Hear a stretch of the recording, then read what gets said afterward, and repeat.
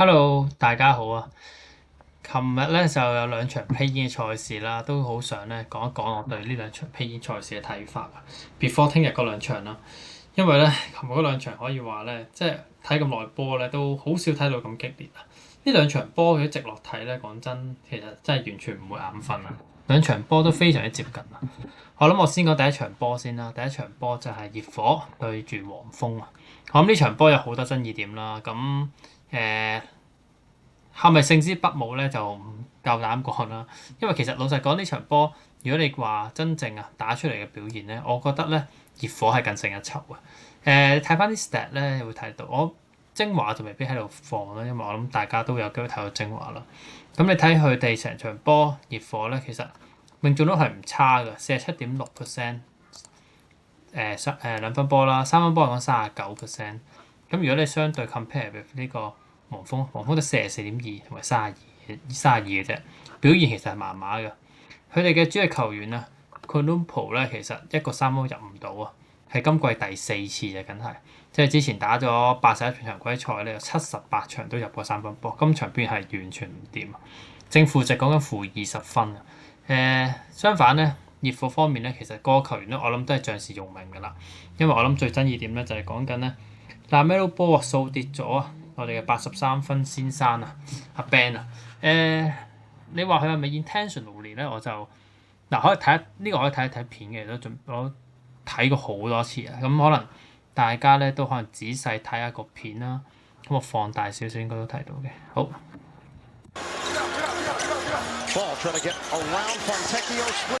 嗱，去到呢個位咧，其實咧有個 block shot 啦，咁跟住咧 Weah 做個 block shot 啦，咁跟住阿 Adebayo 咧就喺隔離啦。咁其實佢都想 block 嘅，其實 block 唔到啦。咁因為已經 block 波咗，咁就想救翻個 loose ball 嘅。你見到佢想咪救 loose ball，但係個位咧就睇下究竟咧LaMelo Ball 係冇有心咧去掃低佢啦。嗱，你睇呢個位咧，我見LaMelo Ball 咧個頭咧係明顯地係望住咗 Adebayo，其實望住個波啦。我諗最重要都會係咁，但係個方向上一定見到佢存在㗎啦。咁但係咧，你見到佢左手呢個位咧，就已經咧嘗試去掃佢啊。我個人覺得咧，其實係望到嘅，同埋係有意識嘅，因為其實冇可能嘅。你正常你跌低咗咧，你係唔需要去掃，或者你覺得失去平衡，想有啲支持，你係唔係掃嘅動作咯？即係你可能會捉住啊，或者避開咧，會唔會俾佢踩到啊？或者舉高少少啦，因為你都唔需要俾佢踩到。但係最尾咧就做咗個掃嘅動作，喺左手咧呢個位係啦，喺左手呢個位咧就嘗試咧掃低啊Adebayo嘅，咁亦都唔係嘗試啦，最尾係掃低到添嘅。你睇下，我睇唔清楚，再睇多次啦。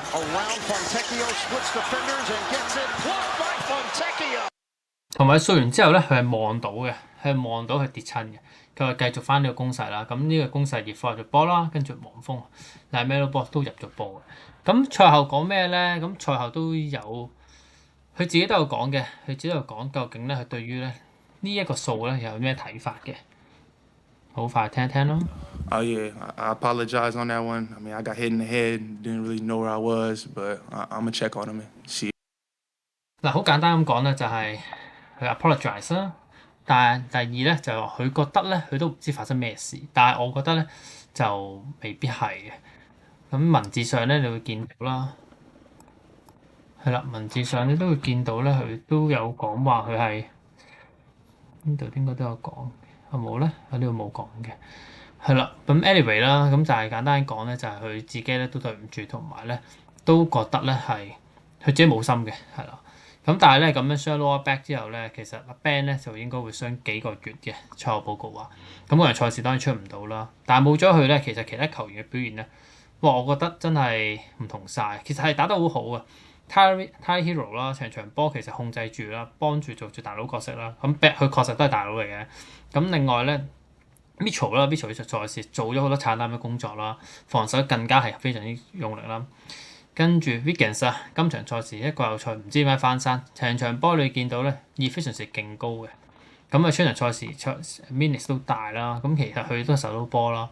咁 Weah 更加唔使講，Weah 係曾經有一次連續兩次 block shot，好恐怖啊！喺內線嘅統治力咧係非常之強大，場場波攞10個籃板啊，5個 block shot。咁但係最後都係輸波，咁我諗最主要原因咧，其實對方有好多次咧，好多次第二次得分啊。其實唔係籃板多，可能係失誤問題咯。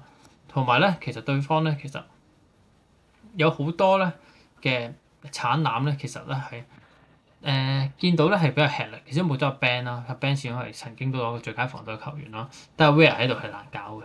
咁一個人睇住內線咧，其實對方係對住嚟鏟啦。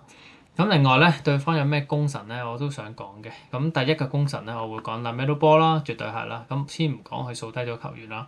咁但係咧，以佢咧最尾關頭啊，喺補時嘅時候咧，佢一個三分波就係加一個咧鏟籃咧，呢兩個非常非常 clutch time 嘅時候嘅表現咧，我咁都值得一個 shout out 嘅。咁另外一個球員咧，我會揀咧就係 Kobe White 啦。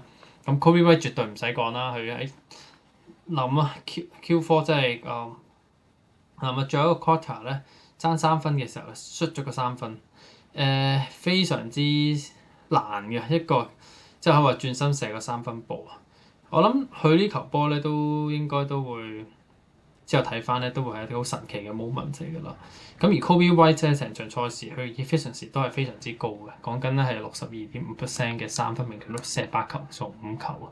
咁啊〜完全咧係取代咗 Columbro 佢之前咧去提供嘅三分火力嘅。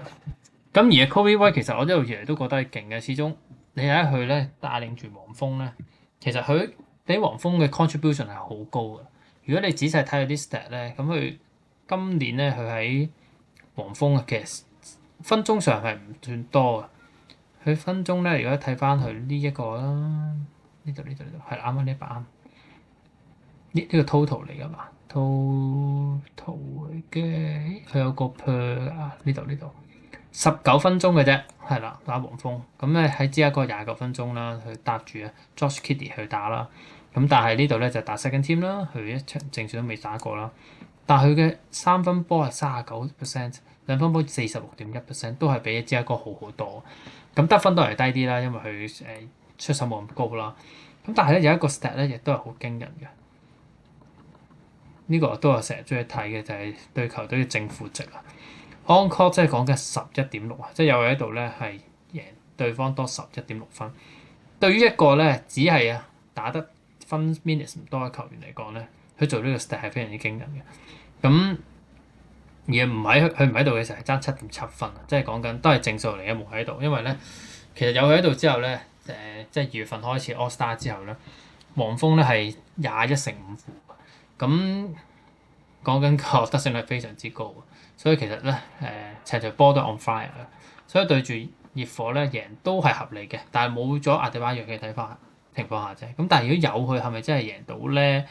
係一個疑問嚟嘅。咁我諗 Columbro 一定要打出嚟啦，如果打唔出就另一個世界啦。咁其他球員啊 Brandon Miller 啦、Miles Bridges 啦，其實都打得好好嘅。但係你話相對上咧，我會俾 show 啦，可能拿 LaMelo Ball 啦，因為佢真係控制住啦，同埋 Kobe White 嘅。咁而熱火我諗等下年啦，因為始終咧已經連續第4年啦，入 Play In 啦，咁難嘅係啦，冇 Jimmy Butler 喺度咧，其實真係好難做到咧黑白嘅角色㗎啦。咁而家成隊波啊，我諗佢個陣容咧，其實都係仲係爭啲嘅。始終你揾 Tyler Hero 咧，一個係相對上咧 catch and shoot 嘅球員喺度啦，去控制住個節奏咧，其實佢未必做到嗰樣嘢咯。咁可能下年再嚟過啦。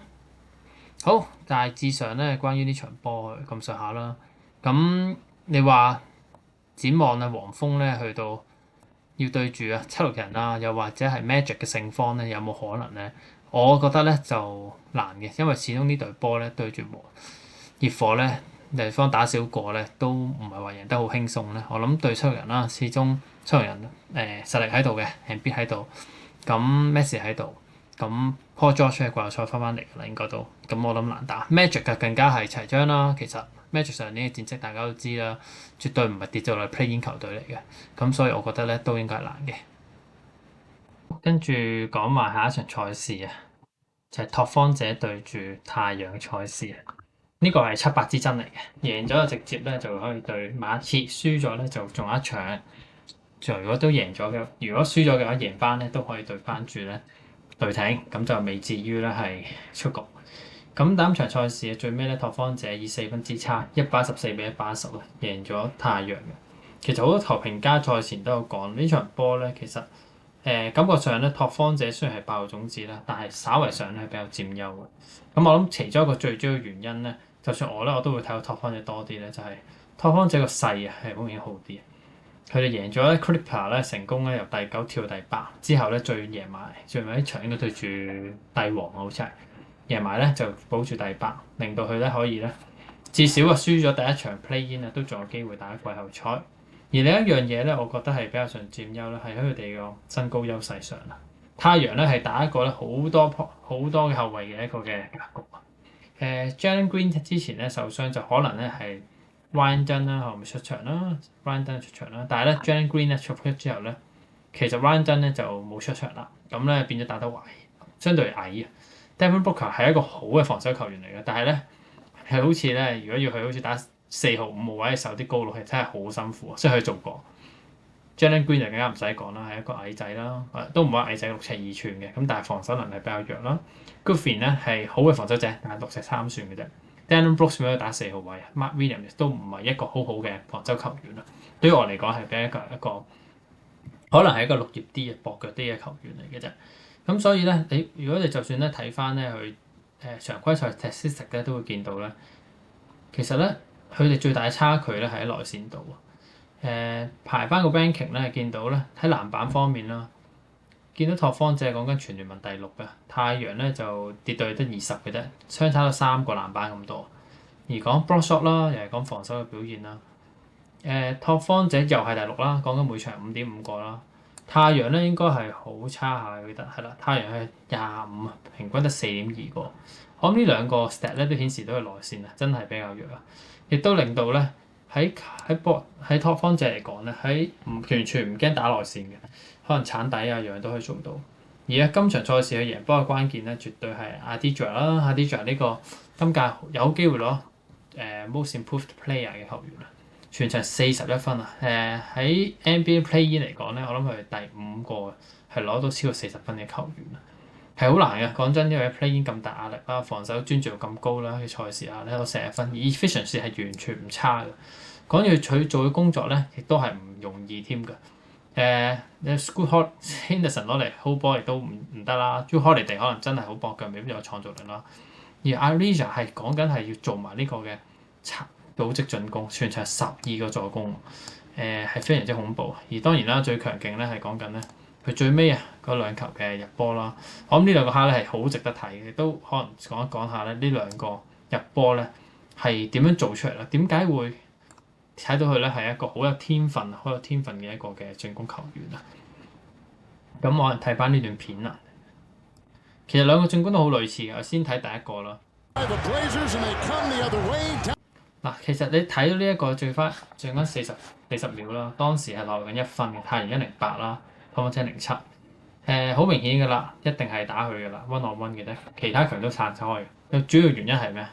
係防守啊！太陽竟然係揾阿 Green 出嚟，Jalen Green 出嚟守佢啊！首先高度係爭成3-4寸啦，而 Jalen Green 亦都係唔係一個好嘅防守者。冇防守嘅腳步比較弱啦。雖然佢係一個進攻好快嘅球員，但係防守佢嗰個寸要咧係非常之低嘅。我覺得好重要嘅就係點解會懟咗佢出嚟咧？你睇下佢嘅進攻，睇下佢防守。其實2下腳步咧，其實 Jalen Green 已經打開咗啦，始終真係太單薄啦。佢再上籃嘅時候 Dillon Brooks 係做一個補籃啦，做一個補防啦，但係已經太遲啦。咁輕鬆做到2分，跟住可能再睇咧就係，跟住再睇埋下一個進攻，即係當然啦，葉科入咗球先嘅，跟住咧係啦，跟住再睇呢一度啦，呢一個。其實呢度嘅防守咧，你見到企位啦，其實板斧一樣嘅啫，都係揾 Adidra 做呢個進攻噶啦。但係咧揾阿 Green 嚟守佢，其實我諗 Ryan Dunn 係比較上適合，或者 Dillon Brooks 係比較適合，因為其實大家都知啊，佢呢場波佢已經入咗成39分嘅啦，即係冇可能咧係揾個6尺3寸守6尺7寸啦，係咪啊？其實同埋必要時一定係二防2個守住都冇問題，因為其實佢領前1分嘅。講真，俾人入3分啊，其實都仲有機會。但係最重要係唔應該俾佢 hold 波入波咯。同埋佢攞個波係容易嘅。呢個咁嘅彈出嚟已經攞，其實佢好多空間。講真係防守球員咧，其實係成3-4尺以外嘅。嗱，已經嗌手啦，叫人哋走啦，又係 1-on-1 啦。企位完全一樣嘅 Dillon Brooks 係企喺上邊嘅，只不過咧係 Jalen Green 啦同 Goodwin 咧係換咗位咁解嘅啫。其實呢個都已經好尷尬嘅，喺 Jalen Green 咧走咗去底嗰度嘅手，其實佢補防咧其實完全係冇作用咯，一定。Mark Williams 都唔喺度添。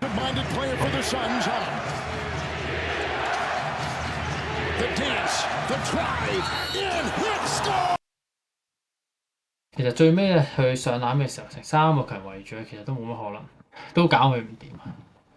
證明咧，其實Aldridge嘅進攻嘅技巧係真係好高，所以咧，其實如果你話咧呢場波咧冇咗佢咧就輸緊嘅，但係咧有佢嘅話，其他球員會咁重要咧，都想講一講。其中我亦一個 shot 一定係俾 Jrue Holiday 啦，好明顯呢場波睇得出佢嘅經驗啊！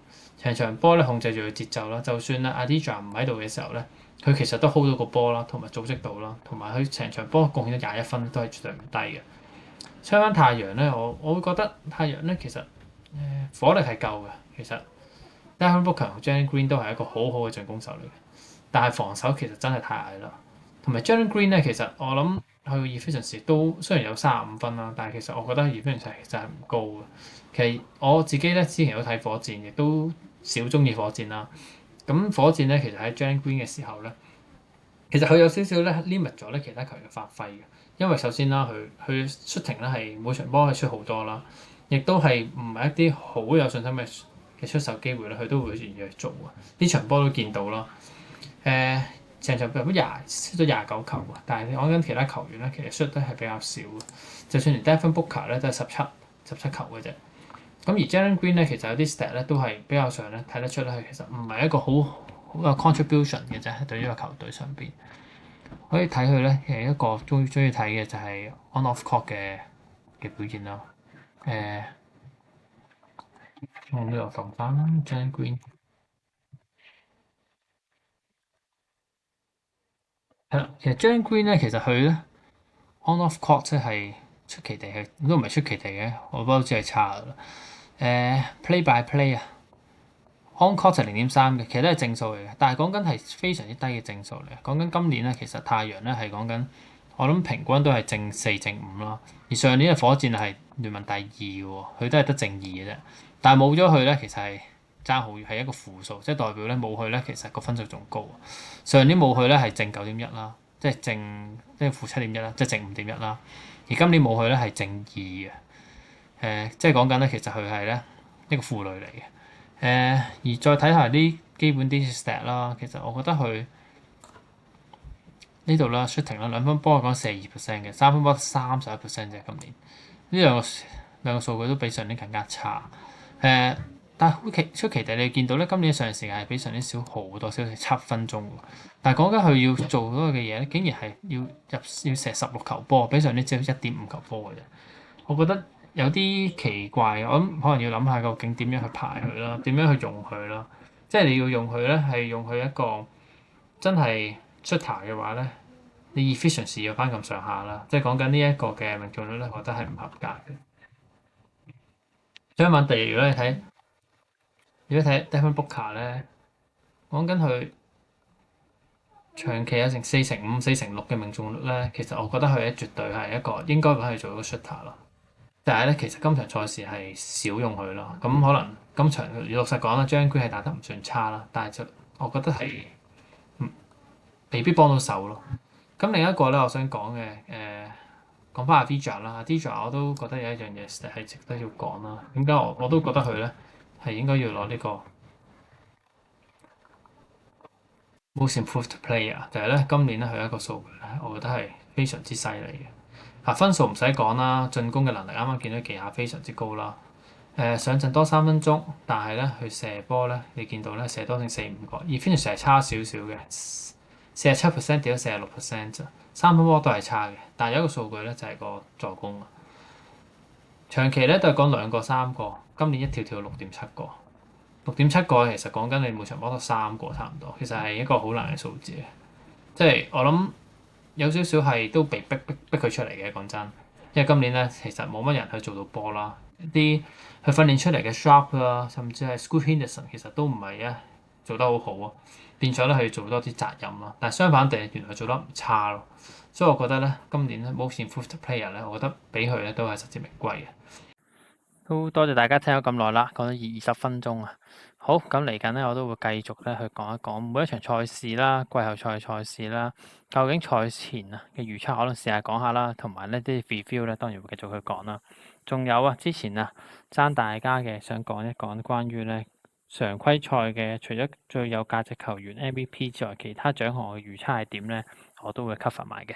好，大家中意我 channel，希望大家 like、share 同埋 subscribe。Thank you。Cheers.